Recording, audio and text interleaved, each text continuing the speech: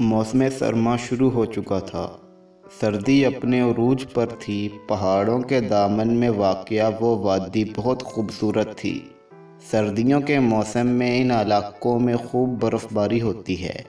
लोग दूर दूर से इन मकामात पर तफरीह के लिए आते हैं। सड़कों पर गिरने वाली बर्फ़ को वक्फे वक्फे से साफ़ किया जाता है ताकि हादसात ना हों, लेकिन इसके बावजूद कोई ना कोई हादसा हो ही जाता है। जमाल खान इसी वादी का रहने वाला था। इसकी अपनी ज़मीन थी। वो हर रोज़ सुबह अपनी गाड़ी में सब्जियां भरकर मंडी ले जाता और शाम तक इन्हें फ़रोख्त करके घर पहुंच जाता था। जिस दिन का ये वाक़या है, इससे एक दिन पहले खूब बर्फ़बारी हुई थी। जमाल खान की बीवी ने उससे कहा कि वो आज मंडी ना जाए, लेकिन जमाल खान ने उसकी बात हंसते हुए टाल दी और मंडी जाने के लिए घर से निकल पड़ा। बर्फ़बारी अब भी वक्फे वक्फे से हो रही थी। जमाल खान मुनासिब रफ्तार से गाड़ी चला रहा था। इसकी गाड़ी अब वादी की बड़ी सड़क से गुज़र रही थी। सड़क के बाईं जानिब लंबी लंबी चट्टानें खड़ी थीं और बाईं तरफ बिल्कुल नशेब में रेल की पटड़ी थी। जमाल खान को कहीं दूर से रेल के इंजन की वसल सुनाई दी। इसने अपनी गाड़ी की रफ्तार मज़ीद तेज़ कर दी। सामने से एक ट्रक बहुत तेज़ रफ्तारी से आ रहा था। जमाल खान के दिमाग में ख़तरे की घंटी बजने लगी। इसने फ़ौरन अपनी गाड़ी को आहिस्ता किया, फिर कई दफ़ा हॉर्न बजाया, लेकिन अब ट्रक इसकी गाड़ी के बहुत नज़दीक पहुंच चुका था। सड़क पर आज ट्रैफिक भी मामूल से कम थी। जमाल खान ने फिर हॉर्न बजाया। ट्रक अब सर पर आ पहुंचा था। इसने तेज़ी से गाड़ी का रुख बाईं तरफ मोड़ा। इसकी गाड़ी के ब्रेक बहुत ज़ोर से चुरचुराए। इसके बाईं तरफ एक चट्टान और दाईं तरफ नीचे रेल की पटड़ी थी। सड़क पर फिसलन के बायस इसकी गाड़ी दूर तक घसीटती हुई चली गई। वो ज़्यादा दूर नहीं गया था कि ट्रक इससे चंद इंच के फासले से तूफ़ानी रफ्तार से गुज़र गया। जमाल खान की गाड़ी इसके काबू से बाहर हो चुकी थी। वो पूरे ज़ोर से चट्टान से टकराई और तेज़ी से नीचे की तरफ गई। अचानक ही गाड़ी के स्टीयरिंग व्हील पर जमे जमाल खान के हाथों को शदीद झटका लगा। गाड़ी लुढ़कती हुई रेल की पटड़ी पर जा गिरी। साथ ही इसका सर स्टीयरिंग व्हील से टकराया और फिर साइड के शीशे से लगा। इसके जिस्म में शदीद दर्द की लहर दौड़ गई। इसे महसूस हुआ जैसे इसका पूरा जिस्म मफलूज हो गया हो। इसकी आंखों के आगे अंधेरा सा छाने लगा। कुछ ही देर में रेलगाड़ी वहां पहुंचने वाली थी। ये सोचकर जमाल खान की रगों का खून जमने लगा। इसका जिस्म जख्मों से चूर था।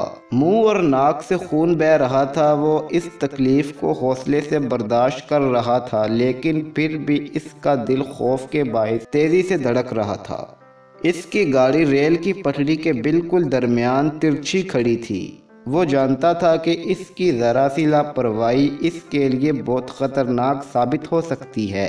जमाल खान ने शदीद तकलीफ के बावजूद दरवाज़ा खोलने की कोशिश की। इसके मुंह से दर्द के बायस चीख निकल गई। दरवाज़ा अपनी जगह से ना हिला। वो पटड़ी से टकराने के बायस जाम हो गया था। इसके दिल में खौफ बढ़ने लगा। दिमाग में मुख्तलिफ ख्यालात तेज़ी से उभरने लगे। रेल की पटड़ी के जिस हिस्से पर इसकी गाड़ी खड़ी थी वो मोड़ था, इसलिए ट्रेन के ड्राइवर को इसकी गाड़ी का दूर से नज़र आना नामुमकिन था। इस ख्याल से इसके रोंगटे खड़े हो गए। मुझे कुछ करना चाहिए, इसने सोचा। जिस वक्त जमाल खान मंडी जाने के लिए अपने घर से निकला था, इसके कुछ ही देर बाद इसका पड़ोसी अकबर अली, जो इसका दोस्त था, मंडी जाने के लिए निकला था। अकबर अली की गाड़ी जब पहाड़ी रास्ते से गुजर रही थी तो अचानक इसकी निगाह नशीब में रेल की पटड़ी पर पड़ी। वो चौंक गया। इसे जमाल खान की गाड़ी रेल की पटड़ी पर खड़ी साफ दिखाई दे रही थी। इसकी छठी हिस्स इसे खबरदार कर रही थी। इसने निगाहें विंड स्क्रीन पर जमा दी। चंद ही लम्हों में इसकी गाड़ी बड़ी सड़क से इस हिस्से पर रुक गई जहां से जमाल खान की गाड़ी नीचे गिरी थी। अकबर अली गाड़ी से बाहर निकला और धीरे धीरे नशीब में उतरने लगा। نیچے اترتے ہی اسے گاڑی میں جمال خان نظر آیا جو مدد کے لیے پکار رہا تھا۔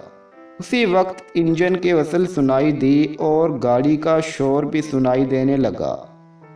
ریل گاڑی بہت قریب پہنچ چکی تھی۔ اکبر علی دوڑتا ہوا جمال خان کی گاڑی کی طرف گیا۔ پہلے اس نے ڈرائیونگ سیٹ والے دروازے کو کھولنے کی کوشش کی لیکن وہ جام تھا۔ تب وہ تیزی سے پلٹ کر دوسرے دروازے کی طرف گیا اور ایک جھٹکے سے اسے کھولا۔ اس نے دیکھا کہ جمال خان کا پورا چہرہ اور بدن خون آلود ہے۔ وہ نیم بے ہوشی کے عالم میں تھا اور اب بھی کمزور آواز میں مدد کے لیے پکار رہا تھا۔ اکبر علی نے سیٹوں اور ڈیش بورڈ کے درمیان اس کے پھنسے ہوئے جسم کو کھینچا۔ اس کی دونوں ٹانگیں بریک اور پیڈل گیئر کے درمیان پھنسی ہوئی تھی۔ اکبر علی اسے مسلسل کھینچتا رہا یہاں تک کہ وہ گاڑی کے دروازے سے باہر نکل آیا۔ اکبر علی نے اس کے بازوؤں کو تھام لیا اور اسے اپنے اوپر لاد کر گاڑی کے مخالف سمت لپکا۔ ساتھ ہی اسے ریل کی چنگھاڑتی ہوئی آواز سنائی دی۔ اس کا دماغ سی سی کرنے لگا۔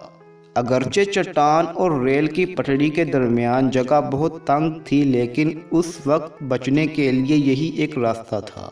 اس نے گردن گھما کر دیکھا، ریل گاڑی اس سے چند گز کے فاصلے پر تھی۔ اکبر علی نے تیزی سے رخ بدلا اور جمال کو اٹھائے چٹان کے ساتھ لگ گیا۔ اس نے جمال خان کو چٹان کی طرف کر کے اس کے پہلو میں اپنے بازو ڈال دیے۔ ساتھ ہی ریل کے انجن کی گاڑی سے ٹکرانے کی خوفناک آواز سنائی دی۔ اکبر علی کو محسوس ہوا جیسے اس کے کانوں کے پردے پھٹ گئے ہوں۔ ریل گاڑی کے گارڈ نے ایمرجنسی بریک لگا دیے۔ جمال خان کی گاڑی دور تک لڑکتی ہوئی گئی اور پھر زبردست دھماکے سے تباہ ہو گئی۔ آخر ریل گاڑی رک گئی۔ اکبر علی نے آہستہ سے اپنے آپ کو جمال خان سے الگ کیا۔ دھول اور دھوئیں کے بادل اٹھ رہے تھے۔ اس نے دیکھا کہ کچھ لوگ ریل گاڑی سے اتر کر بھاگتے ہوئے اس کی طرف آ رہے ہیں۔ جمال خان کی زندگی خطرے میں تھی۔ اسے فوراً ہسپتال لے جایا گیا۔ ڈاکٹر اس کی زندگی بچانے کی کوششیں کرنے لگے۔ خدا کو اس کی زندگی منظور تھی۔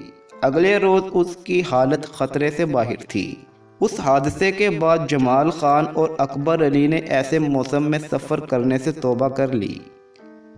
آج کی کہانی اتنی ہی تھی۔ اگر آپ کو یہ کہانی پسند آئی ہے تو میرے چینل کو سبسکرائب کریں، ویڈیو کو لائک کریں۔ اللہ حافظ۔